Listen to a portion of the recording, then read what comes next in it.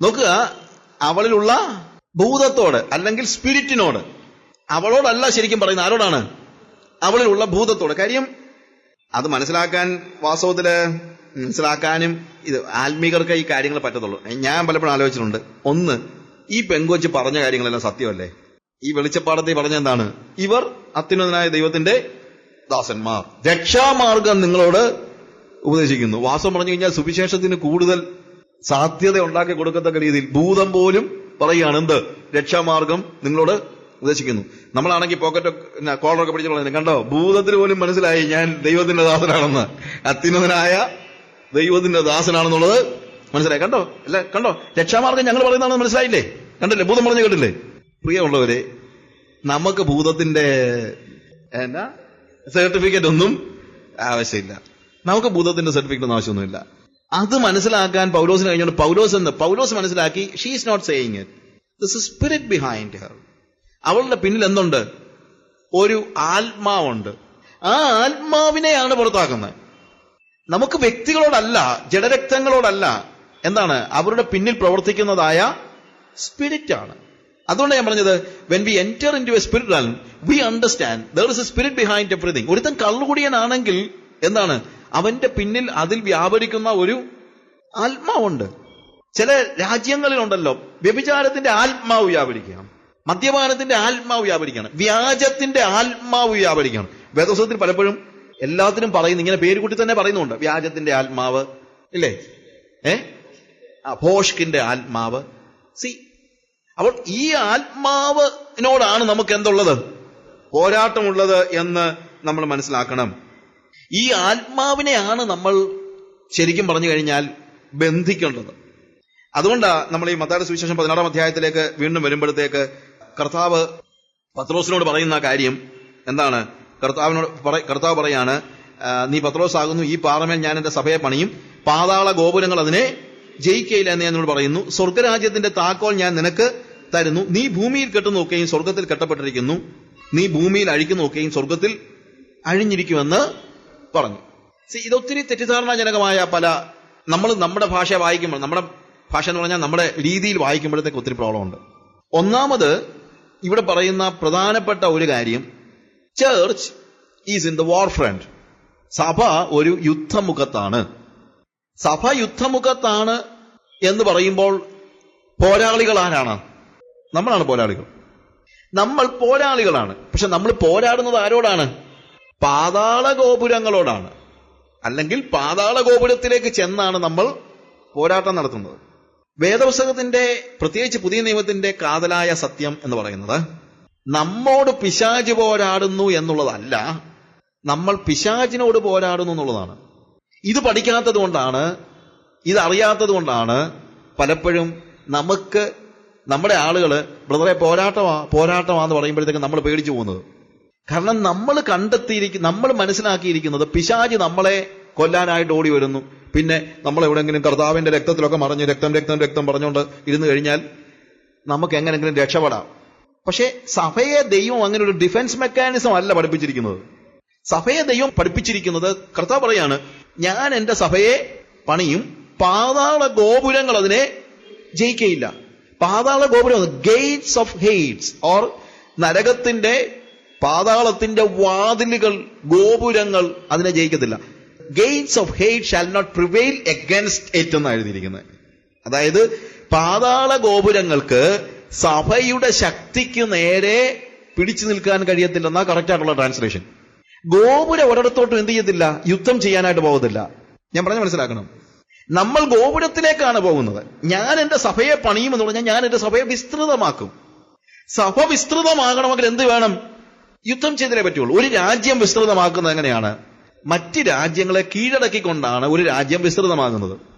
ഞാൻ എന്റെ സഭയെ പണിയുമെന്ന് കർത്താവ് പറഞ്ഞ അതിന്റെ അർത്ഥം കർത്താവിന്റെ സഭയുടെ വിശാലത എന്നുള്ളതാണ് നമ്മൾ മനസ്സിലാക്കേണ്ടത്. കർത്താവിന്റെ സഭ വിശാലമാകണമെങ്കിൽ പിശാചിന്റെ രാജ്യത്തു നിന്നല്ല പിടിച്ചോണ്ട് വരാൻ പറ്റുള്ളൂ. അല്ല പിന്നെ എവിടുന്ന? 2 രാജ്യങ്ങളെ ഉള്ളു ഇവിടെ. എന്ത്? ഒന്ന് യേശുവിന്റെ രാജ്യവും ഒന്ന് പിശാചിന്റെ രാജ്യവും. 2 രാജ്യങ്ങളെ ഉള്ളെങ്കിൽ അതിന്റെ അർത്ഥം ഒരു രാജ്യം വിശാലമാകണമെങ്കിൽ മറ്റേ രാജ്യത്ത് നിന്ന് ആളെ പിടിച്ചാലേ പറ്റൂ, മറ്റേ രാജ്യത്തിന്റെ സ്ഥലത്തേക്ക് അതിക്രമിച്ച് കടന്നാലേ പറ്റൂ. ഇവിടെ നമ്മുടെ പേടി പിശാച് നമ്മളെ പിടിക്കുമെന്നുള്ളതാണ്. പക്ഷെ കർത്താവ് പറഞ്ഞാണെന്നറിയാമോ, നീ അവരെ പിടിക്കുമെന്നാണ്. അതുകൊണ്ടാണ് the gates of hell shall not prevail against you the church. ഞാൻ എന്റെ സഭയെ പണിയും, പാതാള ഗോപുരങ്ങളിലേക്ക് സഭ മാർച്ച് ചെയ്യും. അങ്ങനെ മാർച്ച് ചെയ്ത് ചെല്ലുമ്പോൾ പാതാള ഗോപുരങ്ങൾക്ക് സഭയുടെ ശക്തിക്ക് നേരെ പിടിച്ചു നിൽക്കാൻ കഴിയത്തില്ല. അതിന്റെ ഗോപുരം ഇടിഞ്ഞു പോകും. അതിന്റെ ഗോപുരം ഇടിഞ്ഞു കഴിഞ്ഞാൽ പിശാച് അതിന്റെ ഉള്ളിൽ തടവുകാരാക്കി വെച്ചിരിക്കുന്ന ആളുകളെ നമ്മൾ പിടിച്ചെടുക്കും. എങ്ങോട്ട് പിടിച്ചെടുക്കും? ദൈവരാജ്യത്തിലേക്ക് പിടിച്ചെടുക്കും. ഇതാണ് നടക്കേണ്ടത്. പക്ഷെ ഇന്ന് സഭ എന്ന് പറയുന്നത്, ഞാനൊരു ഇന്ത്യൻ സിറ്റിസൺ ആണെന്ന് പറയുന്നതും ഞാൻ ഇന്ത്യയുടെ ഒരു സോൾജിയർ ആണെന്ന് പറയുന്നത് രണ്ടാണ്. ഞാൻ ഇന്ത്യൻ സിറ്റിസൺ ആണെങ്കിൽ ഞാൻ സിറ്റിസൺ ആണെന്നുള്ളതിന്റെ പ്രിവിലേജസ് എല്ലാം അനുഭവിച്ചുകൊണ്ട് ഞാൻ ജീവിക്കുകയാണ് മാക്സിമം ചെയ്യുന്നത്. പക്ഷെ സോൾജിയർ അങ്ങനെയല്ല. സോൾജിയർ ഒരുപക്ഷെ പ്രിവിലേജസ് അനുഭവിക്കുന്നില്ല. ഇന്ത്യൻ പൗരനാണെന്നുള്ളതിന്റെ പ്രിവിലേജസ് പലപ്പോഴും അനുഭവിക്കാൻ പോലും കഴിയാത്തത്ര നിലയിൽ അവൻ എവിടെയാണ്? അവൻ അതിർത്തിയിലാണ്. എന്തിനു വേണ്ടി? യുദ്ധം ചെയ്യാനായിട്ട്. എന്നതുപോലെ ദൈവരാജ്യത്തിൽ ഒരു അംഗമാകുവാനുള്ള അഭിനിവേശമല്ല നമുക്ക് ആവശ്യമായിരിക്കുന്നത്. ദൈവരാജ്യത്തിന് വേണ്ടി പോരാളികളാകുകയാണ്. അതുകൊണ്ടാണ് സ്പിരിച്വൽ വാർഫെയർ എന്ന് പറയുന്നത് ഡിഫൻസ് മെക്കാനിസം അല്ല. സ്പിരിച്വൽ വാർഫെയർ എന്ന് പറയുന്നത് നമ്മൾ ഇന്നുപോലെ പഠിച്ചു വെച്ചിരിക്കുന്നത്, അല്ലെങ്കിൽ നമ്മുടെ ആളുകളെല്ലാം എന്ന് പറയുന്നതെല്ലാം എന്താണ്? സാത്താൻ നമ്മളെ പൊട്ടിക്കാതിരിക്കാനും നമ്മളെ തകർക്കാതിരിക്കാനുമായിട്ട് എങ്ങനെയെങ്കിലുമൊക്കെ നമ്മൾ രക്ഷപ്പെടാൻ വേണം. അത് വേണമെന്ന് ഡിഫൻസ് ഇല്ലെങ്കിൽ പിന്നെ ഒരിക്കലും കാര്യങ്ങൾ നടക്കത്തില്ല. പക്ഷെ പോരാട്ടം എന്ന് പറയുമ്പോഴത്തേക്ക് ആ ഒരു ലെവലിലേക്കുള്ളൊരു വളർച്ച നമുക്ക് ആവശ്യമാണ്. കർത്താവ് പറഞ്ഞു, ഞാൻ എന്റെ സഭയെ പണിയും, പാതാള ഗോപുരങ്ങൾ അതിനെ ജയിക്കയില്ല. എന്നിട്ട് പറയുന്നതെന്നറിയാമോ? സ്വർഗ രാജ്യത്തിന്റെ താക്കോൽ ഞാൻ നിനക്ക് തരുന്നു. ആർക്ക് കൊടുക്കുന്നു? പത്രോസിനോട് പറയാണ്. എന്ത് സ്വർഗരാജ്യത്തിന്റെ താക്കോൽ നിനക്ക് തരുന്നു പറഞ്ഞു കഴിഞ്ഞാൽ, ഈ പത്രോസിന്റെ സിംഹാസനത്തിലിരുന്ന് ദൈവരാജ്യത്തിലേക്ക് ആളുകളെ കടത്തിവിടാൻ പുരോഹിതന്മാർക്കെല്ലാം യേശു കർത്താവ് അന്ന് അനുവാദം കൊടുത്തെന്നല്ല അതിന്റെ അർത്ഥം. അതിന്റെ അർത്ഥം ഇത്രയേ ഉള്ളൂ: ദൈവരാജ്യത്തിലേക്ക് ആളുകളെ പ്രവേശിപ്പിക്കുവാൻ വാതില് തുറന്നു കൊടുത്തത് പത്രോസാണ്. അപ്പോസ്തല പ്രവൃത്തി 2-ാം അധ്യായത്തിൽ യഹൂദന്മാരായി 17 രാജ്യങ്ങളിൽ താമസിക്കുന്ന ആളുകൾ പെന്തക്കോസ്ത് നാളിൽ ആരാധനയ്ക്ക് വേണ്ടി വന്ന സമയത്ത് സഭയിലേക്ക് ആയിരക്കണക്കിന് ആളുകളെ, 3000 പേരെ സഭയിലേക്ക് വാതിൽ തുറന്ന് കയറ്റിയതാരാ? പത്രോസാണ്. ഇനി കൊർന്നല്യോസിന്റെ ഭവനത്തിൽ വെച്ച് ജാതികൾക്ക് ദൈവരാജ്യത്തിന്റെ വാതിൽ തുറന്നു കൊടുത്താരാ? പത്രോസ്. അത്രയുള്ള അതിന്റെ അർത്ഥം. ദൈവരാജ്യത്തിന്റെ താക്കോൽ ഞാൻ നിനക്ക് തരുന്നു. പിന്നെ അതിനോട് ചേർന്ന് എന്താ പറയുന്നത്? നീ ഭൂമിയിൽ കെട്ടുന്നതൊക്കെയും സ്വർഗത്തിൽ കെട്ടപ്പെട്ടിരിക്കുന്നു, നീ ഭൂമിയിൽ അഴിക്കുന്നതൊക്കെയും സ്വർഗത്തിൽ അഴിഞ്ഞിരിക്കുമെന്ന് പറഞ്ഞു. ഇതിന്റെ അർത്ഥം എന്താ? ഇതിന്റെ അർത്ഥം എനിക്ക് it is not a blank cheque. ഇത് ഒരു ബ്ലാങ്ക് ചെക്ക് അങ്ങ് തന്നിരിക്കുകയല്ല. ശരി, എവിടെ ആണെങ്കിലും നീ എന്തോ ചെയ്താലും അതെല്ലാം സ്വർഗത്തിൽ നടക്കും. ഇതൊക്കെ നമ്മളുടെ ഈ തെറ്റായിട്ടുള്ളൊരു ധാരണ ഇതാണ്. ഇതൊരു, ഞാൻ അതിന് ഉദാഹരണമായിട്ട് എന്റെ മനസ്സിൽ വരുന്നത് എന്നാന്ന് ചോദിച്ചു കഴിഞ്ഞാൽ, ഇറ്റ് ഇസ് ജസ്റ്റ് ലൈക്ക് ഒരു ജയിലറുടെ കാര്യം എടുക്കുക. ഒരു ജയിലറാണ് ശരിക്കും പറഞ്ഞു കഴിഞ്ഞാല് എന്താണ്, പ്രിസണിനകത്ത് ഒരുത്തനെ കയറ്റി പൂട്ടുന്നതും ആരാ? ജയിലറാണ്. അഴിച്ചുവിടുന്നതും ആരാ? ജയിലറാണ്. ജയിലറ് ഒരാളെ കയറ്റുന്നത് അവന് തോന്നുന്നവനെ എല്ലാം കൂടെ ആണോ കയറ്റുന്നത്? ആണോ? അല്ല. ഏതെങ്കിലും ജയിലർ അയാൾക്ക് ഇഷ്ടമില്ലാത്തവരെല്ലാം കൂടെ ലോക്കപ്പിനകത്ത് പിടിച്ചിട്ട് പോകും? പറ്റുമോ? അയാൾക്ക് ഇഷ്ടമുള്ള കുറ്റവാളികളെ തുറന്നുവിടാൻ പറ്റുമോ? ഇല്ല. സ്റ്റേറ്റ് പറയുന്ന അല്ലെങ്കിൽ കോടതി വിധിക്കുന്ന വ്യക്തികളെയാണ് എന്ത് ചെയ്യുന്നത്? കയറ്റുന്നതും ഇറക്കുന്നതും. ഇതേപോലെ തന്നെ സ്വർഗം അഴിച്ചുവിട്ടവരെ മാത്രമേ നമുക്ക് എന്ത് ചെയ്യാൻ പറ്റുള്ളൂ? അഴിച്ചുവിടാൻ പറ്റുള്ളൂ. സ്വർഗം പൂട്ടിയിടാൻ പറയുന്നവരെ മാത്രമേ നമുക്ക് എന്ത് ചെയ്യാൻ പറ്റുള്ളൂ? പൂട്ടിയിടാൻ പറ്റുള്ളൂ. അപ്പോൾ ഞാൻ കെട്ടുന്നതൊക്കെയും ശരിക്കും പറഞ്ഞാൽ ജയിലർ അകത്തിട്ട് പൂട്ടിയാൽ പൂട്ടിയില്ലേ? പക്ഷെ ജയിലർ എന്ത് ചെയ്യത്തില്ല? അവൻ സ്റ്റേറ്റിന്റെ റെപ്രസെന്റേറ്റീവാണ്. ഞാൻ സ്വർഗത്തിന്റെ റെപ്രസെന്റേറ്റീവായി ഞാൻ സ്വർഗത്തിന്റെ മണ്ഡലത്തിൽ നിൽക്കുമ്പോഴാണ് ഭൂമിയിൽ എനിക്ക് സ്വർഗത്തെ പ്രതിനിധീകരിച്ച് ആളെ റിലീസ് ചെയ്യാനും ആളെ അകത്ത് കയറ്റാനും പറ്റത്തുള്ളൂ. പക്ഷെ ഞാൻ സ്വർഗത്തിന്റെ മണ്ഡലത്തിൽ നിൽക്കുകയാണെങ്കിൽ അത് ദൈവം ചെയ്യിക്കുന്നത് എന്നെ കൊണ്ടാണ്. When you are in harmony with heaven, God appoints you to act on behalf of heaven. അതെന്തൊരു പദവിയാണെന്ന് ആലോചിച്ച് നോക്കണം, ഇല്ലേ? അല്ലാതെ ലോകത്തിലുള്ള എല്ലാവർക്കും തോന്നുന്നവർക്കെല്ലാം കിട്ടിയിരിക്കുന്ന ഒരു ബ്ലാങ്ക് ചെക്ക് എഴുതി ഒപ്പിട്ട് കൊടുത്തിട്ട് നീ ഇഷ്ടം പോലെ പൈസ എഴുതിയെടുത്തെന്ന് പറയുന്ന പോലെ അങ്ങനെയല്ല ഇവിടെ പറഞ്ഞിരിക്കുന്നത്. എന്താണ്? If you are in harmony with heaven, if you are in proper communication with your father, heavenly father, then നീ കെട്ടുന്നതൊക്കെ കെട്ടപ്പെട്ടിരിക്കുന്നു, നീ അഴിക്കുന്നതൊക്കെ അഴിഞ്ഞു വരിക്കുന്നു. പക്ഷെ ആത്മതലത്തിൽ ദൈവവുമായിട്ടും സ്വർഗവുമായിട്ടുള്ള ഒരു ഹാർമണി അവിടെ അത്യന്താപേക്ഷിതമാണ് എന്നുള്ളത് നമ്മൾ മനസ്സിലാക്കണം. ആ ഹാർമണി ഇല്ലാതെ നമുക്കത് ചെയ്യാൻ പറ്റത്തില്ല.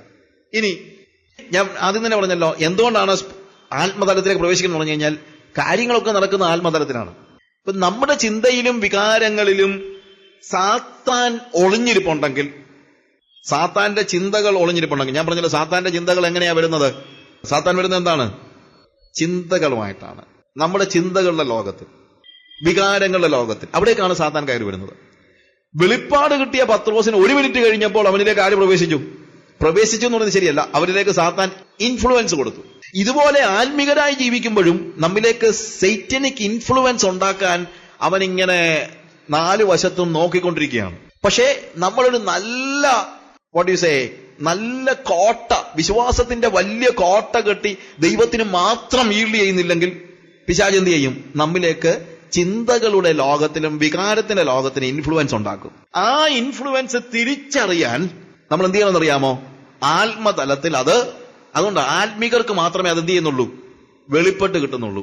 അത് വെളിപ്പെട്ട് കിട്ടിക്കഴിഞ്ഞാൽ നീ കെട്ടുന്നതിനെ കെട്ടിയിരിക്കുന്നു, അഴിക്കുന്നതിനെ അഴിച്ചിരിക്കുന്നു. We can untie, we can loosen. പിശാചിന്റെ ഒളിവിടങ്ങൾ, പിശാച് നമ്മിൽ പതിച്ചിരിക്കുന്ന ഒളിവിടങ്ങൾ, അതിനെ നമുക്ക് എന്ത് ചെയ്യാൻ പറ്റും?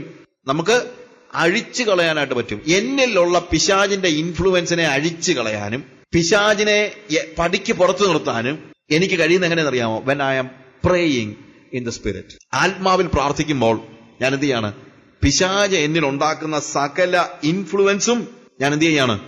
ഞാൻ മാറ്റിക്കളയുകയാണ്, അല്ലെങ്കിൽ അഴിച്ചു കളയുകയാണ്. സാത്താൻ ഒരു യാഥാർത്ഥ്യമാണ്, അത് നമ്മൾ മനസ്സിലാക്കണം. സാത്താൻ എന്ന് പറയുന്നത് ഒരു ഭാവനാ സൃഷ്ടിയൊന്നുമല്ല. Satan is a reality, is a person. സാത്താന്റെ ബന്ധനം എന്ന് പറയുമ്പോൾ, സാത്താന്റെ ബന്ധനം ഞാൻ പറഞ്ഞല്ലോ, ബന്ധനം ഒരു യാഥാർത്ഥ്യമാണ്. പക്ഷെ എന്നാൽ ബന്ധനം എന്ന് പറയുന്നത് ആത്മീകർക്ക്, ദൈവമക്കളെ എന്ത് ചെയ്യുന്നില്ല? സാത്താൻ എന്ത് ചെയ്യുന്നില്ല? ബന്ധിക്കുന്നില്ല. എന്നാല് ഞാൻ ഏതെങ്കിലും നിലയിൽ എന്റെ ചിന്തയുടെയോ വികാരത്തിന്റെയോ ലോകത്തില് അവന് പ്രവേശിക്കാൻ ഒരു വാതിൽ തുറന്നിട്ട് കഴിഞ്ഞാൽ, വാതിലൊന്നും തുറക്കേണ്ട, ഒരു കിഴുത്തിട്ട് കൊടുത്താൽ അവൻ തീർച്ചയായിട്ടും അതിനകത്ത് കയറുമെന്നുള്ളതിന് സംശയമില്ല. അപ്പൊ അതുകൊണ്ട് സാത്താന് ഒരു പ്രവേശനവും ലഭിക്കാത്ത രീതിയിൽ എപ്പോഴും വിള്ളലുകളില്ലാതെ ഞാൻ എന്റെ ജീവിതത്തെ, എന്റെ കുടുംബത്തെ, എന്റെ സഭയെ വിള്ളലുകളില്ലാതെ തടഞ്ഞു നിർത്താനായിട്ട് ഞാൻ എന്ത് ചെയ്തേ പറ്റുള്ളൂ? ആത്മാവിൽ പ്രാർത്ഥിച്ചാലേ പറ്റുള്ളൂ. എന്റെ വാതിൽ തുറന്നു കൊടുത്താൽ സാത്താൻ എന്നിൽ കയറും. എന്റെ കുടുംബത്തിന്റെ വാതിൽ, സാത്താൻ എന്തെങ്കിലും ഒരു അവകാശം പറയാനുള്ള ഒരു കാര്യം എന്റെ കുടുംബത്തിൽ ഉണ്ടാക്കി കൊടുത്താൽ സാത്താൻ തീർച്ചയായിട്ടും അവിടെ നുഴഞ്ഞു കയറിയിരിക്കും. എന്റെ സഭയിലേക്ക് ഏതെങ്കിലും നിലയിൽ പിശാചിന് കടന്നു കയറാനുള്ള ഒരു അനുവാദം, അല്ലെങ്കിൽ എന്തെങ്കിലും ഒരു കാര്യം നമ്മൾ ഇൻഫ്ലുവൻസ്ഡ് ആയി കഴിഞ്ഞാൽ സാത്താൻ അവിടെ നുഴഞ്ഞു കയറും. അതുകൊണ്ടാണ് സഭയുടെ ശുദ്ധീകരണം അത്യാവശ്യമായിരിക്കുന്നത്. നമുക്ക് പലപ്പോഴും ഉണ്ടാകുന്ന പ്രശ്നം, വ്യക്തിപരമായി നമ്മുടെ ശുദ്ധീകരണമൊക്കെ ശരിയായിട്ടൊക്കെ നമുക്ക് നോക്കാനൊക്കെ പരിശ്രമിക്കും. പക്ഷെ സഭയിൽ അത് നമുക്ക് എങ്ങനെ പറ്റത്തില്ല? നമുക്കിപ്പോ സഭയിൽ ശുദ്ധീകരിക്കാനായിട്ട്, ഇപ്പം സഭയിൽ വരുന്ന 140 പേരുണ്ടെങ്കിൽ 140 പേരെയും അടിച്ച് ശുദ്ധീകരിക്കാനൊന്നും എനിക്ക് പലപ്പോഴും എന്ത് ചെയ്യത്തില്ല? കഴിയത്തില്ല. പക്ഷെ എനിക്ക് കഴിയുന്നൊരു കാര്യമുണ്ട്, ആത്മാവിന്റെ ലോകത്ത് എനിക്ക് എന്ത് ചെയ്യാൻ പറ്റും? സാത്താനെ എന്റെ സഭയിൽ കിടക്കാതെ ബന്ധിക്കുവാൻ കഴിയും.